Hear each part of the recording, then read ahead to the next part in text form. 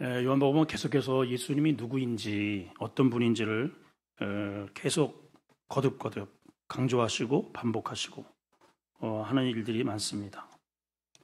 그리고 예수님이 누구인지를 정확하게 알아야 우리 전쟁 가운데도 지피지기면 백전백승이다 그러죠. 그건 이제 전쟁 이야기고 우리가 믿는 예수님이 누구인지를 우리가 정확하게 알아야만 우리의 일어나는 이런저런 수많은 일들을 그 예수님을 통해서 실질적인 도움을 얻을 수 있게 됩니다. 고난 위기는 우리가 필연적으로 끊임없이 몰아치는데 우리가 교회는 다니지만 예수님이 누구인지를 정확하게 알지 못하면 우리가 신앙생활하는 그 신앙 가운데 체험적인 그런 은혜가 현격하게 줄어들 수밖에 없습니다.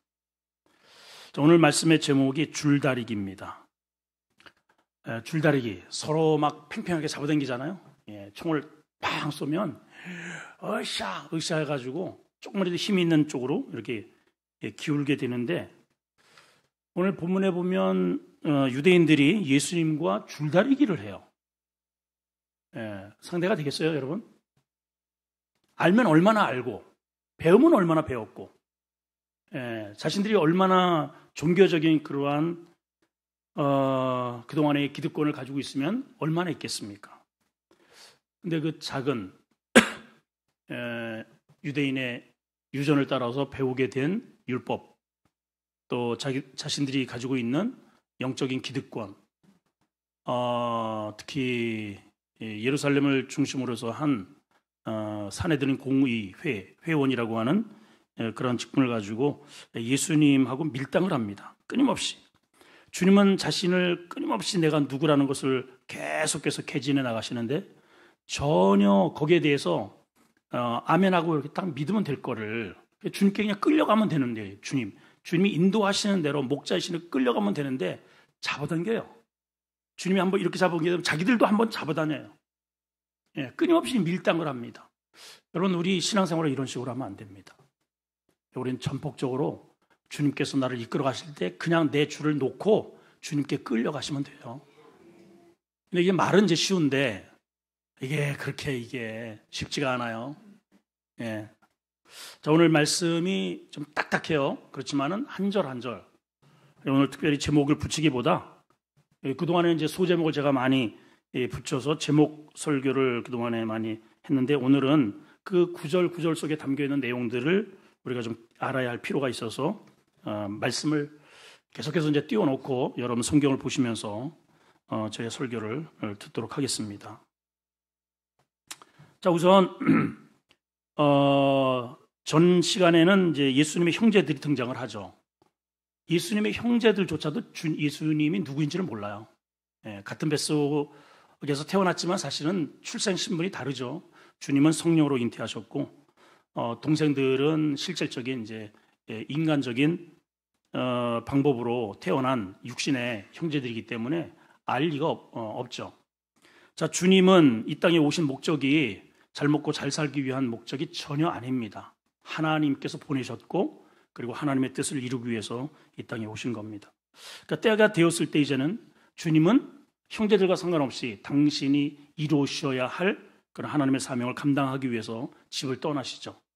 이런저런 일들을 많이 하는데 그렇게 해서 형제들에게 들려온 예수님, 형님에 대한 소문은 귀신도 쫓아내고 뭐 도저히 자신들이 믿을 수 없는 말들을 자꾸만 하고 다닌단 말이죠. 자기가 하늘에서 왔다는 둥, 하나님의 아들이라는 둥, 뭐 이러니까 이게 형제들의 입장에서는 미쳤다는 거예요. 제정신이 아니다.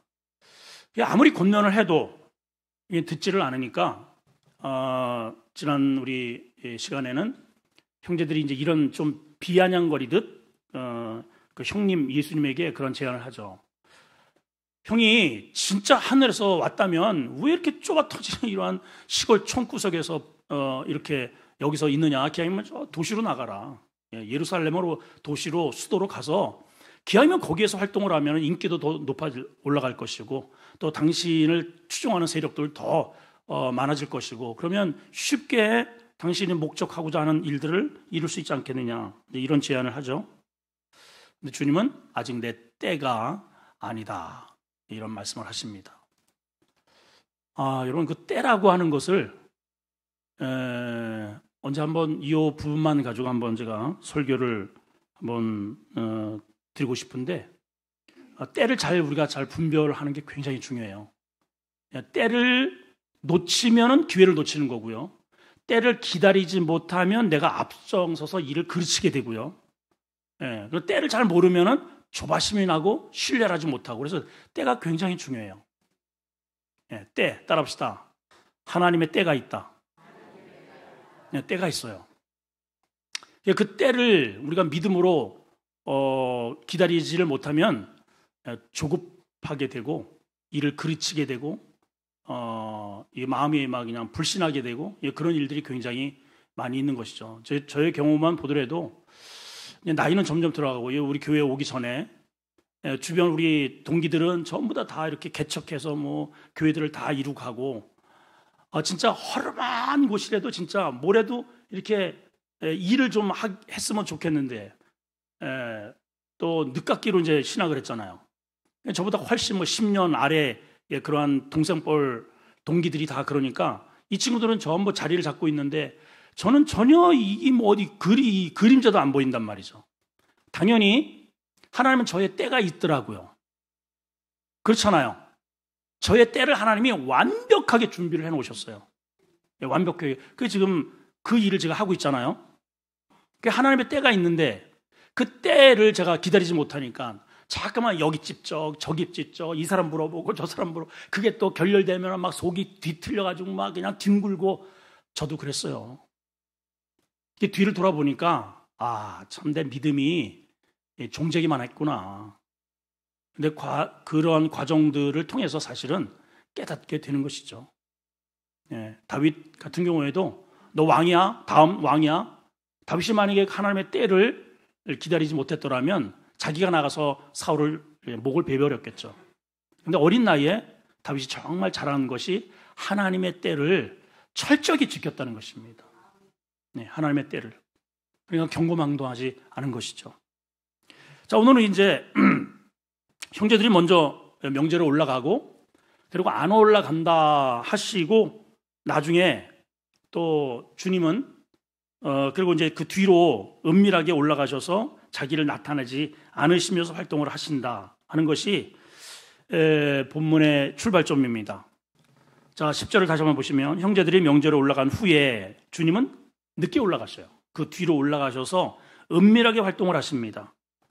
그리고 이제 명절 가운데 이미 예수님의 소문이 많이 퍼져 있기 때문에 아니 그 선지자고 한 양반 그 양반 안 왔어 하면서 예수님에 대한 이미 소문이 이 예루살렘에도 이제 막 이렇게 설왕설래 퍼져 있는 것이죠.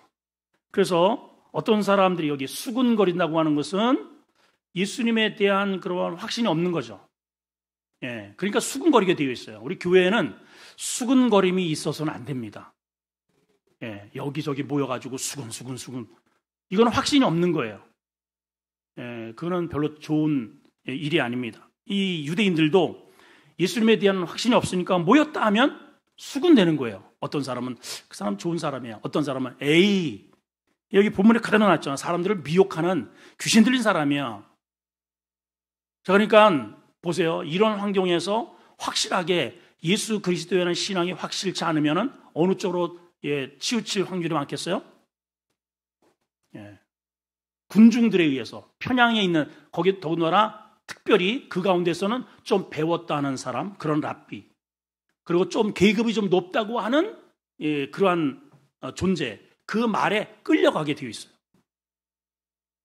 그렇습니다, 이게. 자, 그래서 12절에 보니까 예수에 대해서 이런저런 얘기가 많습니다. 어떤 사람은 좋은 사람이라, 어떤 사람은 아니다. 무리를 미혹한다. 자, 그런데 이제 그러한 과정 속에서 14절에 보니까, 자, 한번 읽어봅니다. 이자, 시작. 이미 명절이 중간쯤 돼요. 보통 명절은 이제 일주일간 이렇게 지냅니다. 일주일간 지내는데 중간쯤 되었을 때 예수께서 성전에 올라가셔서 가르치셔요. 이런저런 여론들이 많이 있는 과정 속에 주님께서 말씀을 가르치십니다. 자, 그러면 이제 예수 그리스도에서 우리도 마찬가지죠. 설교를 듣거나 또 이런저런 여론이 있을 때 하나님의 말씀에 딱 들어가면 믿음이 있는 사람은 길을 찾아요. 아, 그래, 이게 하나님의 뜻이었구나. 내가 잘못 생각을 했네. 이게 금방 길을 찾는데, 말씀과 하나님의 이 영적인 그러한 이 말씀으로 무장돼 영으로 이게 깨어있지 않으면 이럴 때 자기의 본 모습이 드러난단 말이죠. 자, 이제 예수님께서 성전에 올라와서 딱 지금 앞에서는 상황이 그렇다는 거예요. 이런 사람도 있고 저런 사람도 있습니다. 자, 그런데 유대인의 반응이 이렇습니다. 15절 시작. 유대인들이 놀랍게 여겨 이르되 이 사람이 배우지 아니하였거늘 어떻게 글을 알지? 유대인들의 반응은 예수님의 말씀을 듣고 거봐, 그 말씀 들어봤잖아. 보통 이런 랍비들이 저런 식으로 가르치지 않아. 저분은 정말 하나님이 이 땅에 보내신 메시아가 틀림없어. 이거는 주님이 직접 설교하신 거잖아요. 그렇죠? 예, 그렇죠? 아니, 이제 예수님이, 신이 직접 그 목소리를 통해서 신이, 성자 예수님이 직접 설교를 하셨단 말이죠. 아니, 이런 이 특권을 누린 사람이 세상 천지에 어디 있겠어요? 우리 교회에도 세계적으로 정말 우리나라만 보더라도 정말 유명한 목사님이 만약에 오신다고 한다면 미어 터질 겁니다. 지난번에 코로나 전에도 장경도 목사님 한번 다녀가셨는데 이 위에까지 올라왔잖아요. 여기 앉을 자리가 없어가지고요. 이 자리 여기 쭉 펼치고 꽉 찼습니다. 아주. 제가 그때 찍어놓은 사진이 있어요. 근데 만약에 여러분, 예수님이 여기 오셔서 진짜 설교를 하셨다. 어찌 되겠습니까, 여러분? 아니, 이들이 지금 예수님의 설교를 직접 들은 거잖아요. 그렇죠? 근데 이들의 반응이 이래요. 첫째는 놀라요. 그러나 다른 어떤 랍비들과 같지 않다는 거죠. 아니, 세상에 어떻게 저런 설교를 하실까? 어떻게 저렇게 성경을 풀어가실까? 아니, 저런 내용이 도대체 누구한테 배운 걸까? 일단은 다들 그런 놀라움을 보입니다. 근데 또 한 가지 어떤 반응이냐? 아니, 저 사람 못 배웠잖아. 예, 이 사람은 배우지도 않았는데 어떻게 글을 할까? 그러니까 예전에나 지금이나 철저하게 우리 안에는 어떠한 모습이 있냐면은 똑같이 학벌 사회의 폐단이 아주 팽배한 거죠. 일단 우리는 1차적으로 우리 어떠한 그 회사든 특히 교회에서도 첫 번째 보는 게 이력서 보죠. 이렇게 이력. 어디 나왔는가? 어느 대학을 통해서 어느 시작을 통해서 학위에는 어디에 가서 배웠는가? 일단 이게 먼저 고르는 첫 번째 기준이 되어버렸어요. 이분이 정말 기도를 하는 분인지, 영을 사모하는 분인지, 하나님께 정말 콜링을 받은 분인지, 주님을 위해서 목숨을 내거는 분인지는 일단 상관이 없어. 일단 학벌이 중요해. 학위가 있어야 돼요. 예나 지금이나 똑같단 말이죠. 이들도 지금 그러는 거예요. 아니, 이 사람이 배운 적이 없는데, 저 갈릴리 것도 저 총구석에 있는 사람인데, 아니, 어떻게 해서 저런 이야기를 할까? 배운 적이 없는데. 저도 이 당시에 그 분위기가 그래요. 크게 보면은, 큰 틀로 보면은 두 가지의 학파가 있었습니다. 그 시대를 이끌어가는 학파. 하나는 샴마예라는 학파가 있었고, 힐렐 학파라고 있었습니다. 이 두 이제 양축이 있었어요. 그래서 어느 학파에서 배웠느냐에 따라서 약간 기조가 달라요. 신학의 틀도 다르고. 사도 바울이 그러잖아요. 나는 가말리엘 문화생이다. 이게 힐렐 학파에 거기에서 배워서 가말리엘이라고 하는 사람이 그 출신으로서 가르치는 것 때문에 그 가말리엘 문화생이랑 그동안에 막 두들겨 패놓고 나 가말리엘 문화생이야. 그냥 다 기절해버렸어요. 그냥 그 말 한마디에 그냥 이렇게 두들겨 패다가 그냥 다 이거를 손을 놓은 겁니다.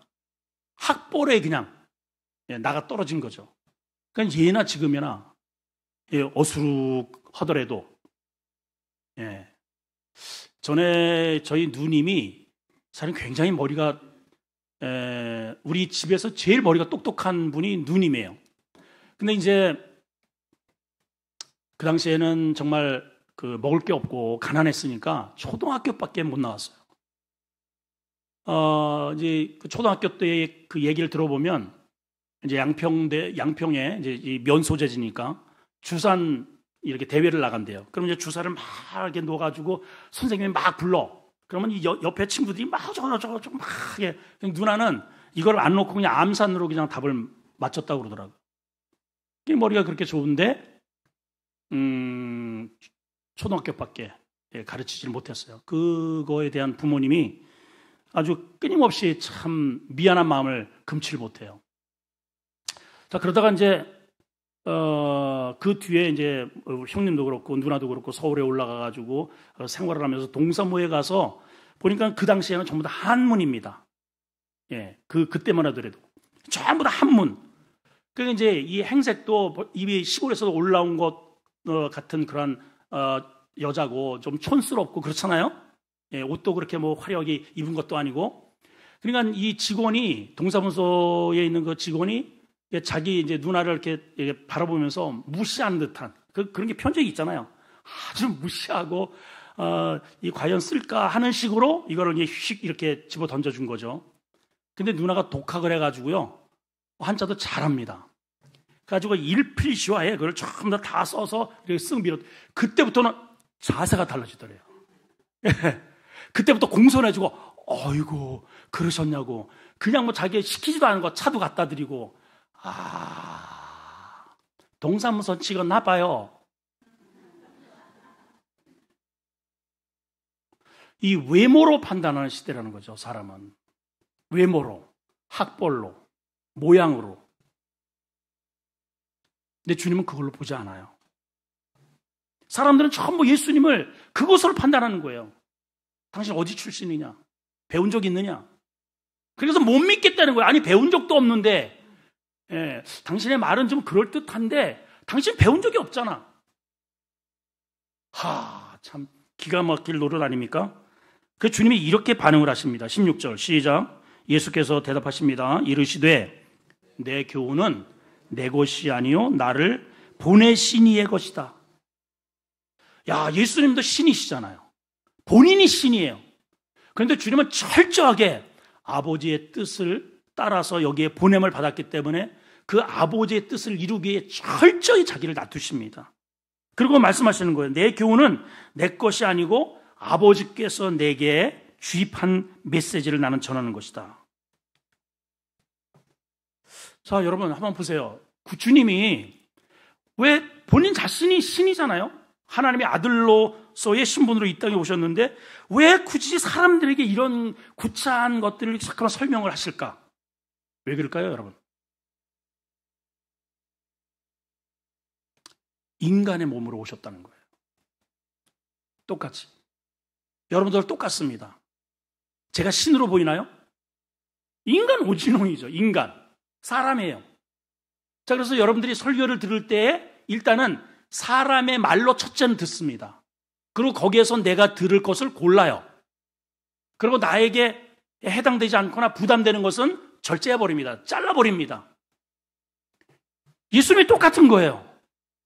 만약에 예수님이 어떠한 신적인 이 후광이 이렇게 좀 난다든지, 뭔가 좀 이 울림이 목소리를 한다면은, 얘들아, 뭐 이런 식으로 뭐 또 에코가 좀 울린다든지, 뭐 신비로운 어떤 기운이 있다든지, 뭐 어떤 이 영적인 파장이 이렇게 막 울린다든지, 그러면 이런 식으로 반응을 안 하겠죠. 근데 예수님이 똑같이 100% 이 인간 오진홍과 같은 그런 모습으로 설교를 하시니, 그렇죠? 하나님은 항상 역사를 이렇게 하시는 것 같아요. 자, 그렇기 때문에 17절에 이렇게 그 의도를 이렇게 말씀하셨어요. 아주 굉장히 중요한 말씀인 것 같습니다. 17절 시작. 사람이 하나님의 뜻을 행하려 하면, 여러분 성경에는 거기에다가 여기 보도판 보지 마시고 오늘 말씀 가운데 요거를 꼭 동그라미를 쳐주시고 별표를 좀 해놓으십시오. 자, 있으면 다시 한번 시작. 사람이 하나님의 뜻을 행하려 하면 이 교훈이 하나님으로부터 왔는지 내가 스스로 말하는지 알리라.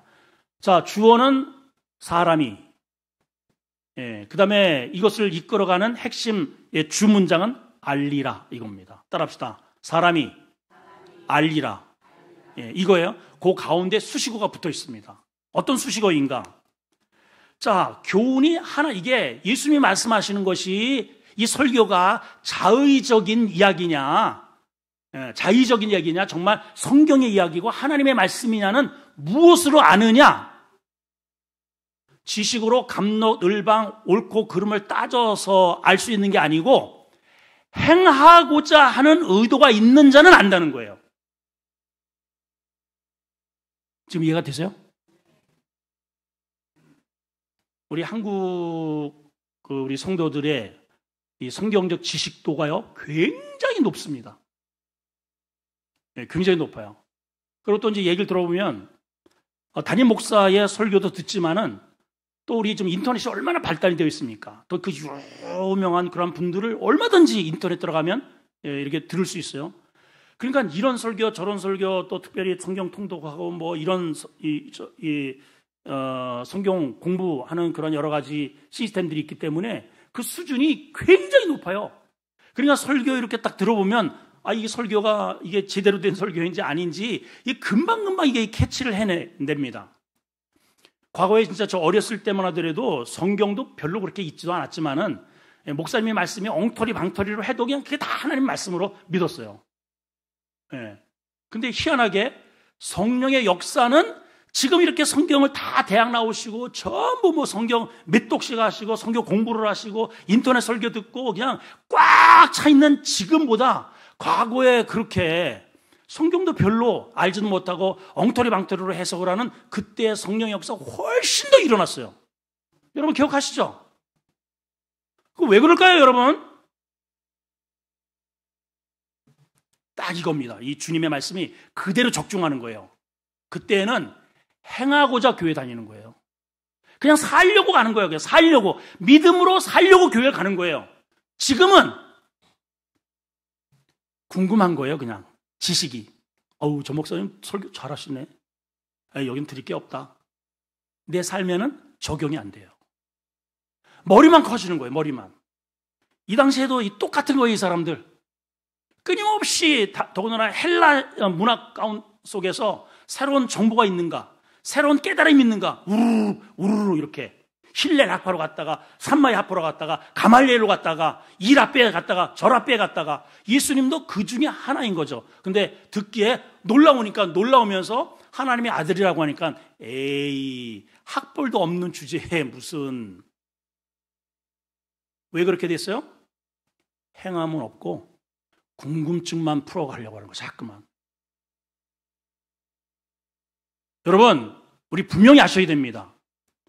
행함이 없는 믿음은 death faith라고 그랬어요.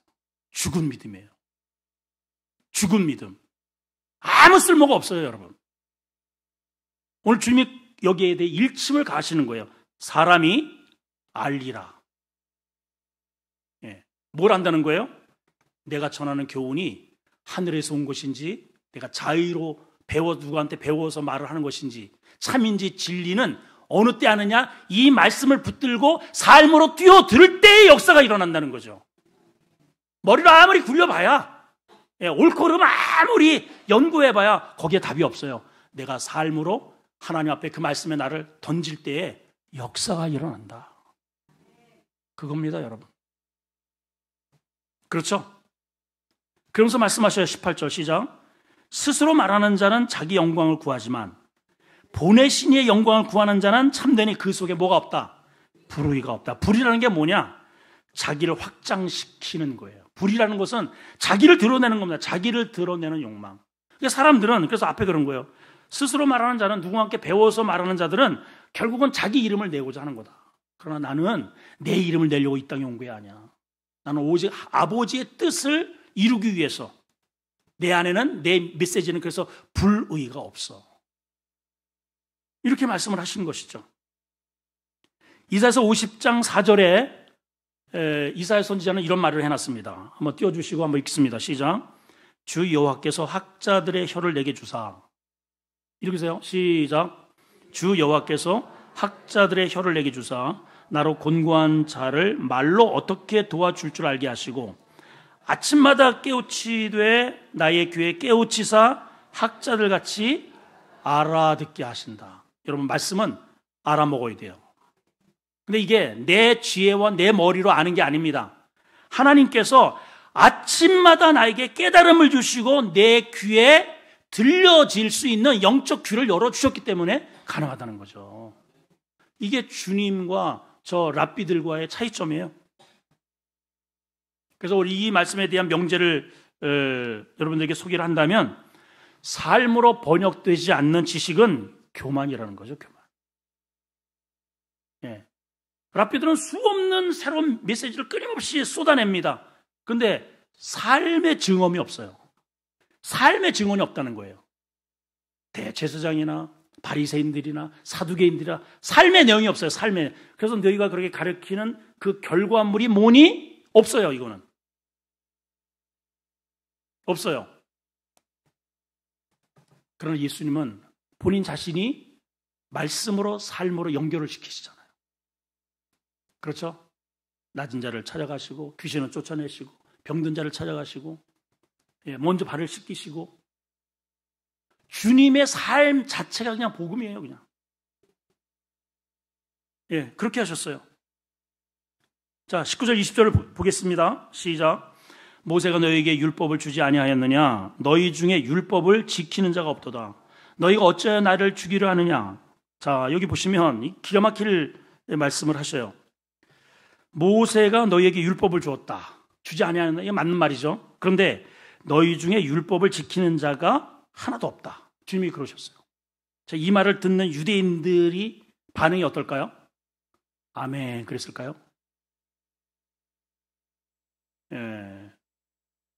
아마 조소를 했을 겁니다.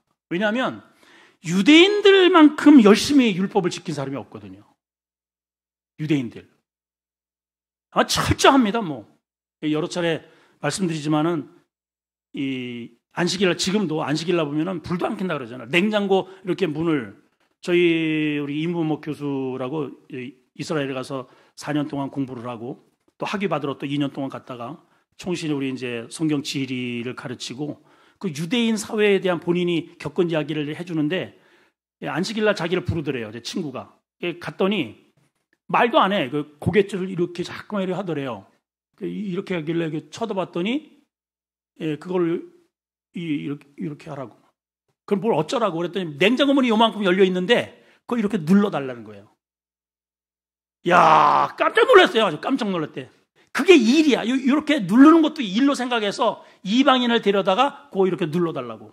이렇게 철저히 지키는 사람들이 유대인이에요. 유대인. 예? 우리는 진짜 냉장고 열었다 닫았다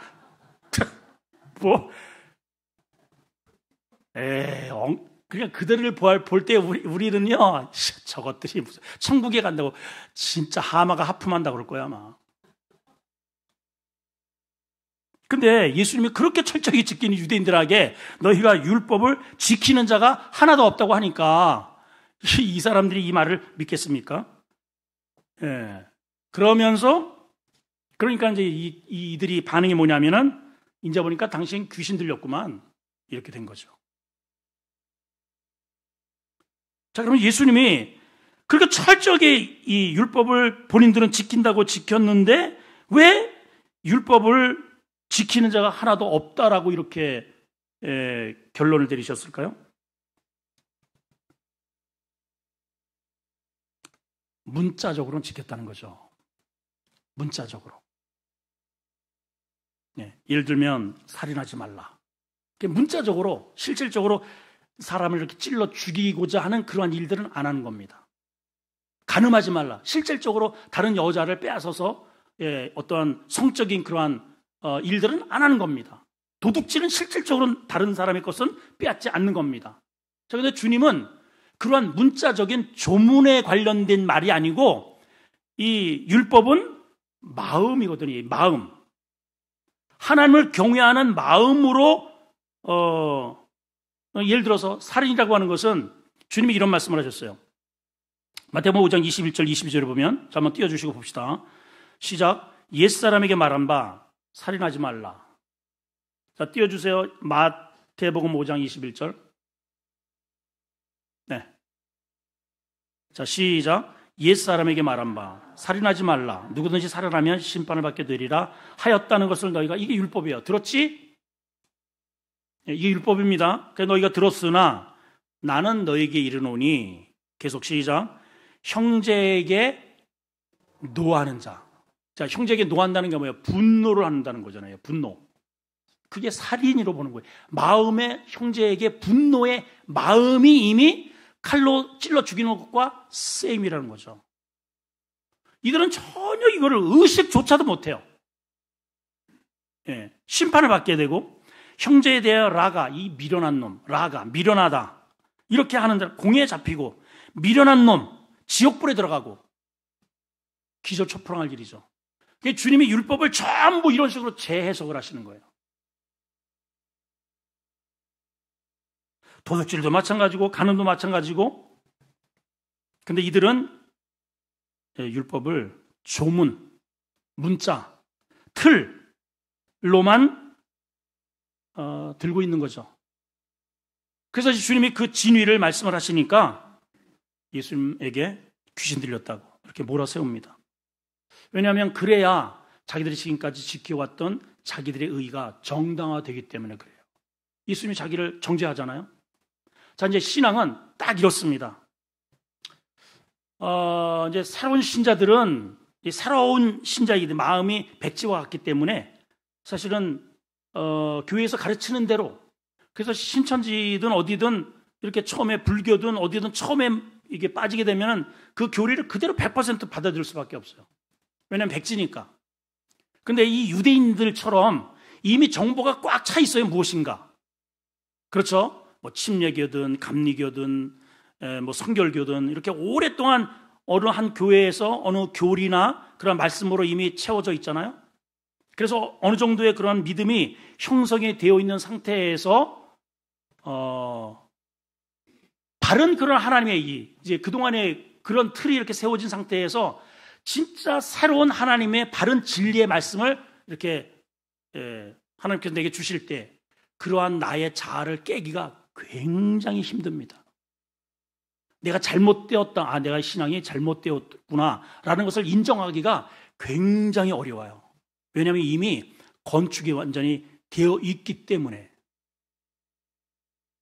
그래서 이제 보면은 저도 이렇게 이제 목회 활동을 하다 보면 제일 힘든 대상이 누구냐? 목사님들 놓고 설교하는 겁니다. 진짜 어려워요. 힘들어요. 다들 한 가닥 다 하시잖아요, 다들. 그러니까 여러분, 우리 믿음은 이게 신앙이 더 연륜이 깊어지고 영적인 계급장이 올라질수록 어린아이가 되셔야 돼요. 그러니까 주님이 그러신 거예요. 그래서 너희가 천국은 어린아이가 간다 그래요. 어린아이는 뭐예요? 순수합니다. 그냥 그대로 어린아이한테 엄마 저기 신방 갔다 올게. 애는 신방만 갔다 온 줄 알아. 하루 종일 기다리는 거야. 우리 엄마가 올 때 됐는데, 신방 올 때 됐는데, 엄마가 거기서 신방하고 차 마시고 노닥거리고 시장 보고 할 거 다 하고, 이게 신방만 보는 게 아니거든요. 그 어린아이는 그런 순수함이에요. 그냥 가르쳐 주는 대로. 그게 어린아이예요, 어린아이.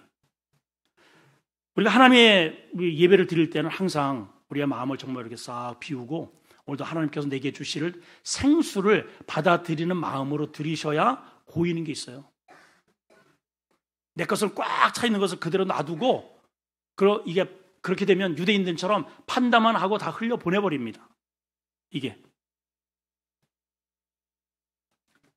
그러니까 예수님에게조차도 그 어마어마한 생명의 말씀을, 그 앞에는 내가 생명수라고 했고, 또 앞에서는 생명의 떡이라고 그랬잖아요. 먹는 자는 영생하리라. 그 귀한 하나님의 생명의 떡을 그냥 버려버리잖아요. 귀신 취급을 한다 이 말이에요. 그래서 주님이 이런 말씀을 하십니다. 21절, 22절 시작. 예수께서 대답하여 이르시되 내가 한 가지 일을 행하매 너희가 다 이 일로 말미암아 이상히 여기는도다. 22절 시작. 모세가 너희에게 할례를 행했으니 그러나 할례는 모세에게 난 것이 아니요 조상들에게 난 것이라. 그러므로 너희가 안식일에도 사람에게 할례를 행한다. 이런 말씀을 하십니다. 자, 모세 여기 이제 이렇게 가로 열고 그러한 사족이 들어 있어요. 할례는 모세에서 난 것이 아니고 모세 이전서부터 내려온 거예요. 모세 이전서부터도 이방에서도 할례를 행했습니다. 건강상을 이유로. 예. 그래서 이것을 하나님께서 그 문화를 하나님의 문화로 끌어들여서 남자의 표피를 잘라냄으로 인해서 죄를 도려내는 그러한 세례를 대체하는 것을 할례로 표시를 한 것이거든요. 그 할례의 이제 의미가 굉장히 중요한 것이죠. 일단은 생식기잖아요. 생명을 잉태하게 하는 중요한 그곳에 덮여 있는 것을 이물질을 걷어내는 죄를 도려내는 그것을 하나님의 자녀의 표식으로 했단 말이죠. 근데 이제 신약에서는 이스라엘 백성들 그거를 문자적으로 받아들였다면 그거를 할례를 행하면 우리가 하나님의 자녀다. 이렇게 그냥 그렇게 받아들인 거죠. 그런데 주님은 그건 하나의 심볼, 모형이고 예표고 진짜 할례는 어디 하라고? 마음을 도려내라는 거죠. 마음에 덮여있는 죄의 표피를 잘라내라는 겁니다. 근데 지금 이 사람들은 마음에는 잔뜩 악독이 가득하 있는데 겉으로 드러나는 그런 표면적인 것만 가지고 하나님의 자녀다 아니다를 판별해서 예수님조차도 말씀을 거절하고 거부하고 귀신 취급을 하는 이러한 이제 행위를 하는 것이에요. 주님이 오히려 이것을 역이용을 해서 주님이 말씀을 하시는 겁니다. 자, 너희들 예를 들어서 아이가 이 율법상에 아이가 태어나면 8일 만에 할례를 행하도록 되어 있어요. 그래서 요한도 난지 8일 만에 할례를 행합니다. 그리고 할례를 행하자마자 바로 광야로 나가죠. 난지 8일 만에 할례를 했습니다. 그런데 공교롭게 만약에 그 할례를 행해야 하는 그 중간에 안식일이 껴있다. 그럼 그 안식일 날 할례를 행해야 되느냐? 아니면 할례를 행하지 말아야 되는? 그러면 할례를 행하지 않으면 율법을 어기는 거고, 그렇죠? 할례를 안 하면, 그러니까 할례를 안 해도 문제, 할례를 해도 문제예요. 근데 유대인들은 이거를 어떻게 해석했는가? 이 할례는 모세 이전에서부터도 내려왔던 그러한 규례이기 때문에 안식일을 지키는 것도 중요하지만 할례를 행하면 안식일을 범하는 겁니다. 중요하지만은 그러나 이거는 모세 이전서부터 있었기 때문에 이 문제는 안식일에도 할례를 행해도 무관하다. 이렇게 해석을 해서 안식일에 할례를 행했다 이 말이에요. 여기까지 이해가 되셨죠? 주님이 이거를 그대로 역이용을 하십니다. 오케이. 너네가 그렇게 해석을 해서 안식일을 그렇게 중요하게 여겨서 안식일을 범한다고 막 그냥 이게 밀 이삭을 이렇게 훑어먹었다고 막 그냥 유대인들 공격을 했잖아요. 그러니까 안식일은 뭐 철저하게 이들이 지켜야 하는 그런 율법적 규례를 가지고 있단 말이죠. 근데 너희들이 안식일에도 할례는 예전서부터 내려온 전통이기 때문에 행할 수 있다고 해서 지금 할례를 행하는 것 아니냐. 그래서 23절에 이런 말씀을 하시는 겁니다. 시작. 모세의 율법을 범하지 아니하려고 사람이 안식일에도 할례를 받은 일이 있거든. 그렇다면 내가 안식일에 사람의 전신을 건전하게 하는 것. 이게 뭐예요? 사람의 병을 고치고 안제병이 일으키고 하나님의 말씀으로 세우고 이렇게 사람을 건전하게 하는 것을 가지고 너희가 왜 나를 노엽게 하고 나를 죽이려고 하니? 너희는 온당하고 그러면 나는 틀려? 이 말씀을 하시는 거죠. 그러면서 오늘 마지막 결론이 뭐냐? 외모로 판단하지 말고 외모로 판단하지 말고 내가 어느 출신이고 학벌이 뭐고 이런 거 외모로 보면 나를 정확하게 인식을 못해. 외모로 보지 마. 공의롭게 판단을 해라. 이런 거죠. 지금도 우리 현대를 살아가는 우리에게도 이것은 엄청난 도전이 되는 말씀이 아닌가 생각이 돼요. 외모로 보지 마시고 사람도 외모로 또 그 사람이 살고 있는 어떤 그러한 보여지는 그러한 학벌이나 건물이나 규모나 이런 거를 보지 말고 여러분 중심을, 하나님도 여러분들을 중심을 보시고 또 우리도 사람을 그 중심을 볼 줄 아는 그러한 성도가 되시기를 축복합니다. 우리가 잘 아는 아마 김삿갓 아시죠? 그 사람의 본명이 김병연입니다. 그 형이 3명 있어요. 그 큰 형이 김병화예요. 김병화 목사님 혹시 그 형 이름 딴 거 아니에요? 둘째가 김병호. 제가 아는, 전부 다 아는 입이라 제가 기억을 합니다. 셋째가 김병두. 그리고 이제 본인은 3명의 자녀를 낳고 아버지가 김안근이라는 분입니다. 경기도 양주에서 태어났죠, 이분이. 근데 그 할아버지 김익순이라는 분이 선천 부사로 이제 있으면서 그 당시에 홍경래의 난을 일으키죠, 홍경래가. 난을 일으키고 막 이제 파죽지세로 막 이제 하는 과정 속에 이 할아버지가 그 홍경래에게 항복을 해요. 그래서 가담을 합니다. 그것 때문에 사실 할아버지 때잖아요. 완전히 막 그냥 쑥대밭이 다 만졌는데 그 당시에는 연좌제가 있단 말이죠. 그냥 3대를 그냥 멸종을 시키는 바람에 그 엄청났던 가문이 아주 풍지박산이 난 거죠. 아주 쫄딱 거지가 된 겁니다.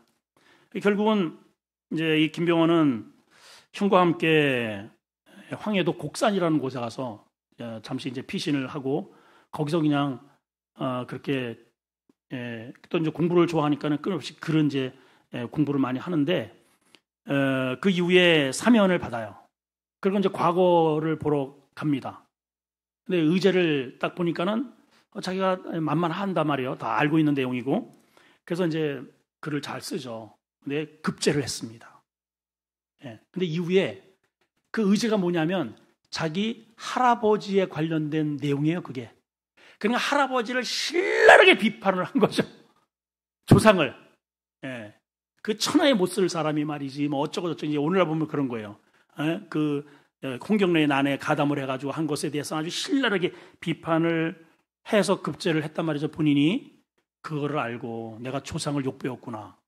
내가 이렇게 해서 입신양면을 한들 무슨 소용이 있겠는가. 그래서 나는 죄인이다. 하늘을 쳐다볼 수도 없다. 그래서 갓을 쓰고 전국 방방곡곡을 돌아다니면서 주로 이제 권력자와 부자들을 풍자하는 그러한 민중 시인의 삶을 삽니다. 그리고 이제 전라도 화순에서 56세에 객사를 했다 그러죠. 객사.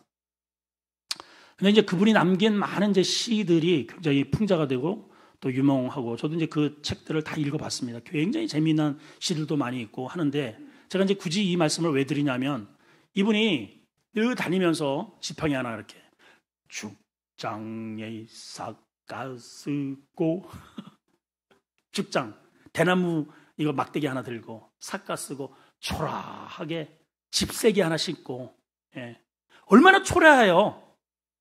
그러니까 가는 곳곳마다 문전박대하는 겁니다. 이 어디 거지 같은 놈이 왔느냐.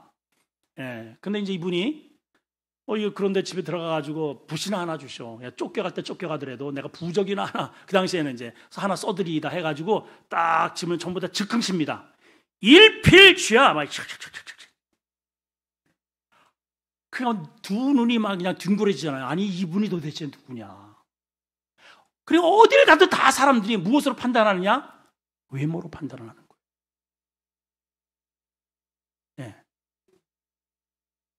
그렇죠? 근데 이분이 급제한 분이요. 장원 급제한 분이거든요. 그걸 데려놔서 그렇지. 예수님이 바로 그런 분이거든요. 모양새는 인간처럼 마구간에서 태어나시고 초라해 보지만 그 안에 하나님의 영이 계시단 말이에요. 하나님의 이분이. 아멘 안 하네요 또. 마찬가지예요 여러분. 왜 여러분 자신들을 과소평가합니까? 아유 나 같은 게, 목사님 저 같은 게 뭐라. 아니 왜 외모로 자꾸만 판단하냔 말이에요. 여러분 안에 하나님의 영이 계시잖아요. 우리 교회에, 우리 민족에 하나님이 우리 뒤에서 버티고 계시잖아요. 겁날 게 뭐가 있겠습니까? 네? 그렇죠? 이분이 지은 시 중에 재미난 시가 있어서 하나 소개하고 마치려고 합니다. 죽시라는 게 있어요. 죽시. 무슨 시? 예, 죽시. 대나무를 이렇게 전부 다 이제 7자를 다 딱 맞춰가지고 대나무와 관련된 그런 시를 지었더라고요. 자, 제가 먼저 읽어보겠습니다. 차죽, 피죽, 화거죽, 풍타지죽, 랑타죽, 반반죽죽, 생차죽, 시시비비, 부피죽, 빈갯접대, 가세죽, 시정매매, 세월죽, 만사부려, 오심죽, 연년연세, 과연죽. 그 옆에 이제 아마 뜻도 아마 있는 것 같은데, 예, 이대로 저대로 되어가는 대로, 바람 치는 대로, 물결 치는 대로, 밥이면 밥, 죽이면 죽, 이대로 살아가고, 오르면 옳고 그르면 그르고 제대로 맡기리라. 손님 접대는 집안 형세대로, 시장에서 사고 팔기는 세월대로, 만사를 내 마음대로 하는 것만 못하니 그렇고 그런 세상 그런 대로 지나세. 한자 조금만 알아도 이렇게 멋진 시를 지어내고 이거를 읽는 사람이 그냥 박수를 막 그냥 물개 박수를 쳐주잖아요. 근데 우리 주님 보세요. 누구한테 배운 적 없고, 어디 학교에서 이게 뭐 들어가서 초등학교, 유치원 뭐 나오지 않았지만 그 안에는 하나님의 신이 계시단 말이죠. 그러니까 우리 주님을 알면 이 당시에 이러한 이분이 누군지를 알면은 그냥 어서 오십시오. 우리 서당도 맡기고요. 그냥 뭐 우리 고을 좀 하여튼 별 얘기가 다 있어요. 우리 딸을 내줄 테니 뭐 결혼하라고 뭐 이런 사람도 있고요. 그냥 이 존재를 아니까 마찬가지입니다, 여러분. 주님을 알아야 돼요. 주님이 내가 믿는, 내가 신앙하는 예수님이 어떤 분인지를 알아야 여러분들의 눈이 벌쩍 뜨이고 그분이 나한테 제시를 할 때 아이고 주님 저와 함께 하심을 너무너무 감사합니다. 이분은 못하실 게 없어요. 우리 주님은. 아멘이죠?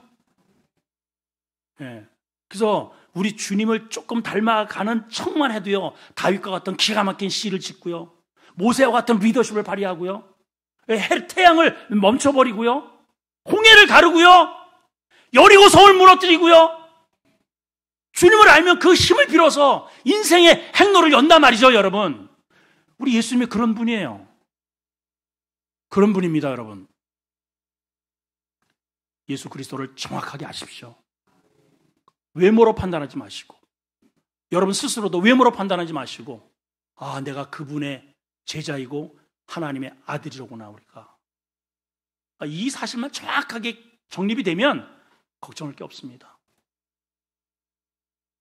아멘이시죠? 여러분, 영적인 주님과 쓸데없는 줄다리기 하지 마시고, 우리 옆 사람하고 인사합시다. 쓸데없이 줄다리기 하지 맙시다.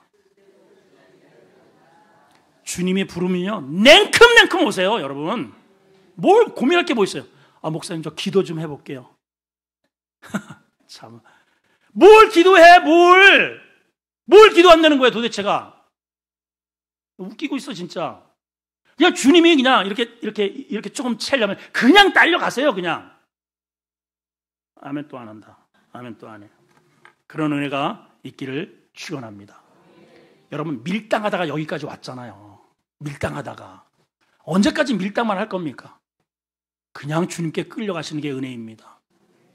기도하겠습니다. 하나님,